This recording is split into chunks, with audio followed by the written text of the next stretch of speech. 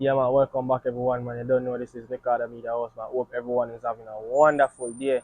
Today is Monday, most people started their day today, first day back from the weekend, to work. Some people, hustle, grind 7 days a week, Shout out to them people, after they do hustle 7 days a week. But yeah, man, I'm here to preview the game, the Reggae Girls game versus Canada, second leg.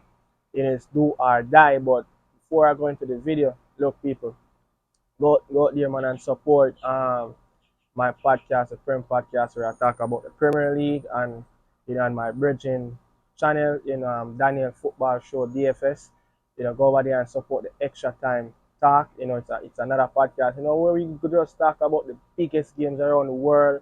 You know, the Miami game that took place over the weekend versus Orlando, as a further derby.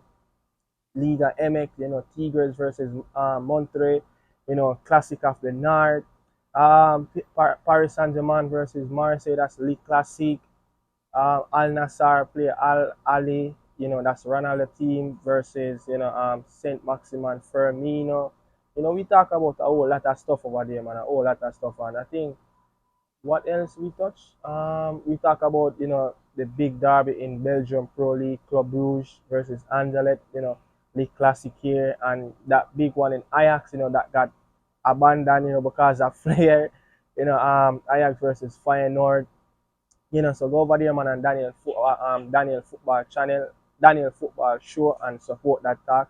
Extra time talk where we just talk about everything, outside the Premier League, around the world, all the big games and stuff like that. But back to the video, the Reggae Girls, Yeah, so people, everyone that live in Canada era, man, come out and just support the girls. If you haven't bought any ticket, you can't go out and buy any tickets on any platform, as the game sold out. But these games, you always have people, outside selling tickets, but it's not guaranteed. Sometimes people out there selling bandolo tickets and stuff like that.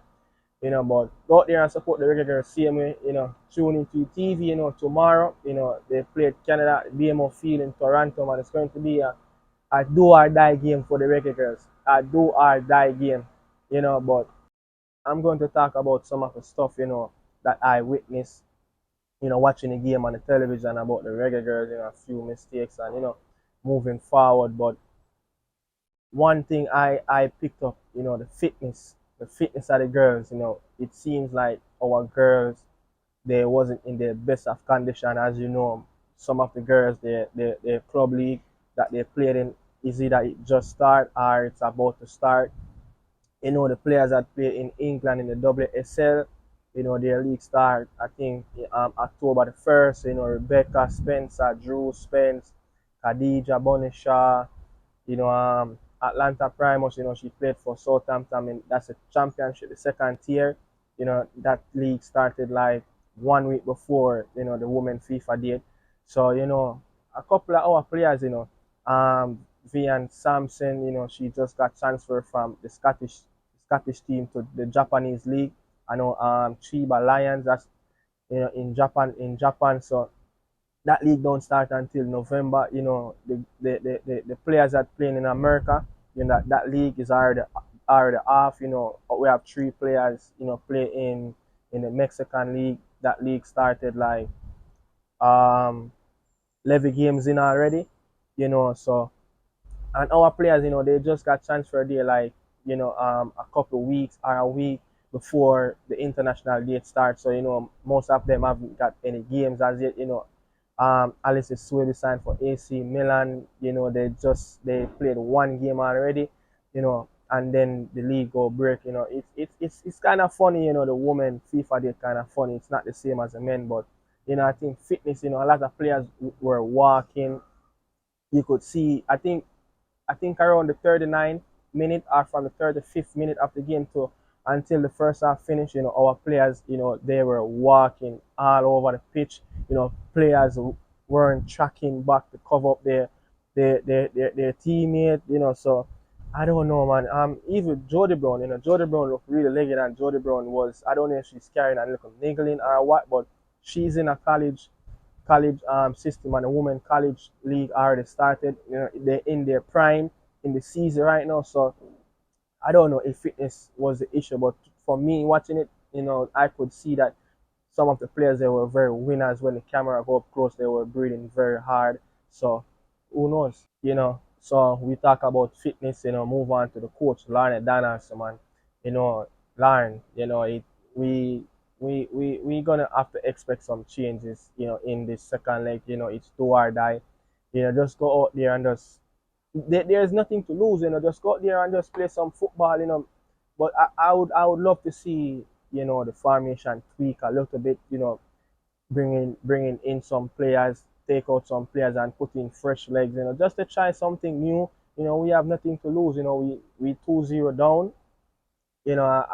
I'm still very optimistic about the Reggae Girls still can because it's my country, I'm still going to be say, yeah, we can win this game, we can get back in the game, but it's going to be tough. It's really going to be tough.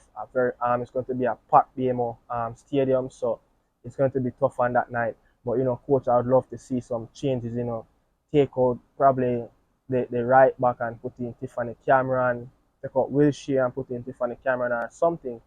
You know, but next thing, the Canadian system, the system that they played, I said it in my previous video. People go out there and I watched the review. I went through some tactical issues. I know all the Reggae Girls played in that game, so you can go out there, go over my channel and watch that video. So Canada, they come out and play that 3-5-2 system. That was a little bit surprising, to everyone that's watching Canada team in the World Cup, and until now, they didn't play that 3-5-2 system, so they overload the wing backs, they pack the midfield, they try to make their star midfielder Queen, isolated as much as possible so she can set the tempo. It's like a quarterback style. What she did in Kingston, Jamaica, man. She just picked up the ball and distributed all over the pitch, and she just sprayed the passes all around and set the tempo of the game for the Canada team. And Canada didn't start, two of their star players, Jordan Aitima and Jesse Fleming, played for Chelsea. Aitima played in America. I forgot, I don't remember if it's Portland she played for in America. But that's what I picked up, and try to get their front two deep, drop in that midfield, and cause a whole lot of problem. Try to disrupt the Jamaican balance of the team and everything. What's her name? Prince. She have Jamaican descent. I don't know why when players who have Jamaican descent, come and play us in the national stadium, it's the same thing. It's the same thing. They always seem to perform at their best. When America played there, I think it was in the World Cup qualifier, Timothy Weah, that's George Weah's son, his mom is Jamaican, and he scored. Panama came to the national stadium, and I think one of the Jamaicans, by descent, scored on us in that 3-0 victory, at home in the World Cup qualifier. So I don't know, man, why players, keep scoring on us who have Jamaican descent. It's a motivation. I don't know. So move on. Weakness of the Reggae Girls team. You know, some of the weakness, in this Reggae Girls teams is that we don't have a natural ball carrier. We don't have that midfielder who can dictate the game. It's the same as the men, the Reggae boys. We don't have anyone that can distribute the ball. We don't have that creative player in the middle. We don't have that winger where we can get people 1v1, going at your opponent. We have players that have the talent, can do it, but they're just not doing it. We got caught out of position so many times. I don't know if this is a trend now, is that our wing backs, Reggae Girls and Reggae boys, people keep attacking on our wing backs here as the left back, Denisha Blackwood, Denisha Blackwood is a very quick player. She like to step up. So, teams coming up against us always, play the ball behind her because she always like 2 step ahead of the defensive line all the way up, try to press. I don't know if we can try to use a 3-5-2 system, where it will suit our players more. Tiffany Cameron on the right, Denisha Blackwood, on the left, and try to play Bonisha with someone up front where she could get more room to drop in the middle, and we could use Vay and Samson Atlanta Primus and Juice Spence at once in the midfield, and we can use probably Simmons and Khadija Bonisha up front. We can use even Kayla McKenna. Kayla McKenna playing the La Liga for Villarreal. So, I don't know, but that's some of the weakness. Our awareness, on the pitch, it was poor. We got dragged out too many times, out of our position, as that's what the Canadian team did.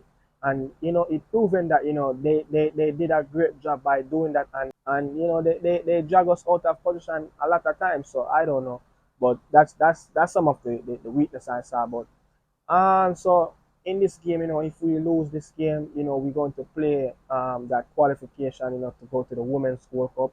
Or if we win, we go straight to the Olympic and qualify for the Women's World Cup next year. February, I think that game, I think the league February the 20th to March the 10th, the Women's World Cup carry on gonna be for. But look, man, if we lose, we're going to play in that qualification round, and we're going to have the likes of Guatemala, Panama, in our zone in League A in Group B. And, those games they're going to play October the 25th, October the 29th. That's the FIFA date, the next FIFA date. And then the rest of the games going to play November the 29th to December 3rd. But not Canada, Guatemala and Panama already played 2 games with each other. It's 3 teams in the zone in the League A. So League A consists of 3 groups, 9 teams, and League B to C consists of 12 teams. They divide them into 3 groups, so 4 teams to a group. But in League A, that's where Canada or Jamaica will go the loser in this game, and they will go on and play Panama and Guatemala. As I said, the next set of games supposed to play October 25th, October 29th. So the loser will play Panama first, October 25th, and then play Guatemala. So Panama and Guatemala are already on 6 points, 3 points. Guatemala and Panama are already on 3 points each. They both played each other so far, and they beat each other. Guatemala lost at home 3-0 to Panama, and Panama lost home to Guatemala 3-2. So that's all. But we don't want to lose. I'm still, as I said, I'm still a little bit optimistic about if the Reggae Girlz can get that 2 goals and try to put that game into extra time, or even clinch a goal, or even clinch a game 3-love. But there's nothing impossible in football. There's nothing impossible, But I hope the girls can find that form. I hope we can find that way of defending again. But hope we can improve on our attacking games. Bonisha, you are due to give us something in a big games. You haven't gave us anything in a big game for a long time. So you're due to give us a really good game. So let's show us tomorrow what you can do, the great Bonisha. But yeah, man, people, this is a preview of Jamaica versus Canada tomorrow. Thanks for watching, man. This is Nicardo Media House. Peace out. Salute. In the city life, I'm feeling so alive. Drifting around the corner, got them shades on my eyes. It's a pretty little thing by my side that's flawless. Why you niggas still chasing road?